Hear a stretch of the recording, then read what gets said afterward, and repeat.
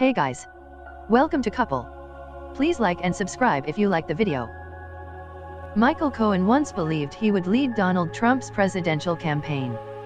When that didn't come to pass, he told friends he might be White House chief of staff. That didn't happen either, but still he swore he'd take a bullet for Trump. In the end, the president's longtime personal lawyer stood before a federal judge in a New York City courthouse on August 21 and swore to something else entirely, that he had engaged in a crime coordinated by the man who now sits in the Oval Office. Even in a presidency punctuated by surreal moments, it was a stunning scene. Cohen pleaded guilty to 8 felony counts, including arranging payments during the 2016 campaign to suppress 2 women's accounts of alleged extramarital affairs with Trump. I participated in this conduct, Cohen avowed, in coordination with and at the direction of Trump himself.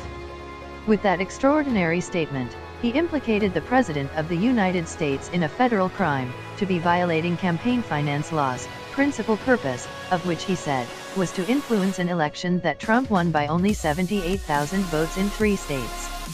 The courtroom drama brought all the president's legal and political problems together in a single supernova.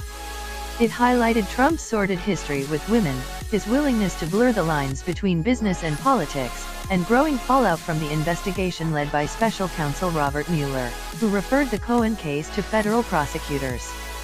Worse, the explosion came minutes after Trump's one-time campaign chairman Paul Manafort was convicted on 8 counts of tax evasion and bank fraud in a case prosecuted by Mueller's deputies. And it followed revelations that White House counsel Don McGahn has cooperated extensively with Mueller's probe, sitting for more than 30 hours of detailed and candid interviews. It was arguably the most pivotal day in this presidency, and the consequences are only beginning to kick in. Cohen's plea raised questions that cut to the heart of Trump's legitimacy.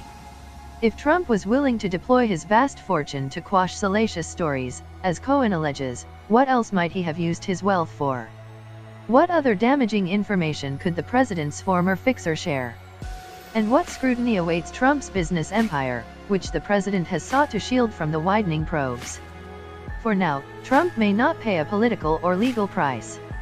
He has benefited from an unshakable bond with his base. Even as criminal investigations seep further into his inner circle, Trump has averaged an 87% approval rating from Republicans so far in his second year, according to Gallup. And many legal experts believe that as president he cannot be indicted for a crime while in office. He did nothing wrong, said White House spokesperson Sarah Huckabee Sanders on August 22. There are no charges against him in this. And just because Michael Cohen has made a deal doesn't mean that that implicates the president on anything. There was no question, however, that the late August events mark a new and dangerous phase for Trump. For the first time, says former federal prosecutor David Axelrod, we've seen, in court, evidence strongly linking the president to criminal acts. That testimony, offered under oath by the president's former lawyer, will only embolden Mueller and energize Trump's Democratic opponents. It left West Wing staffers scrambling to soothe their furious boss.